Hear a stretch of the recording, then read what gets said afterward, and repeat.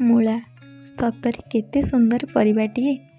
ଦେଖିବାକୁ ଯେତିକି ସୁନ୍ଦର, ଖାଇବାକୁ ମଧ୍ୟ ସେତିକି ସ୍ୱାଦିଷ୍ଟ। ଶୀତଦିନେ ଘରେ ଘରେ ମୂଳା ଥାଏ, ହେଲେ ତାହାର ଶାଗ ସମସ୍ତଙ୍କୁ ପସନ୍ଦ ଆସେନି। କେହି କେହି ତାକୁ ଅଦରକାରୀ ଭାବି ମଧ୍ୟ ଫୋପାଡ଼ି ଦିଅନ୍ତି। ହେଲେ ମୁଁ ଆଜି ମୂଳା ଶାଗର ଗୋଟେ ସୁନ୍ଦର ପିଠଉଦିଆ ଭଜାଟିଏ ବନେଇବି। ସେଥିପାଇଁ ମୁଁ ମୂଳା ଶାଗକୁ କାଟି ତାକୁ ଧୋଇ ନେଇଛି। ସେଥିରେ ମୁଁ ସୋରିଷ, ଜିରା, ଅଦା, ଲଙ୍କା ବତୁରେଇଥିବା ଅଳ୍ପ ଅରୁଆ ଚାଉଳକୁ ନେଇ ତାକୁ ଭଲ ଭାବରେ ବାଟିଦେଲି। ତାପରେ ସେଥିରେ ଲୁଣ, ହଳଦୀ, ଜିରା ଗୁଣ୍ଡ, ଧନିଆ ଗୁଣ୍ଡ ଆଉ ଅଳ୍ପ ବେସନ ଦେଇ ତାକୁ ଭଲରେ ଗୋଳେଇ ଦେଲି। ତାକୁ ତାୱାରେ ତେଲ ଦେଇ ଦୁଇ ପଟ ସାଇଡ଼କୁ ଭଲ ଭାବରେ ଏପଟ ସେପଟ କରି ସେକିଦେଲି। ଭାତ ସହିତ ଗରମ ଗରମ ମୂଳା ଶାଗ ଭଜା ଖାଇବାର ମଜା ହିଁ କିଛି ନିଆରା।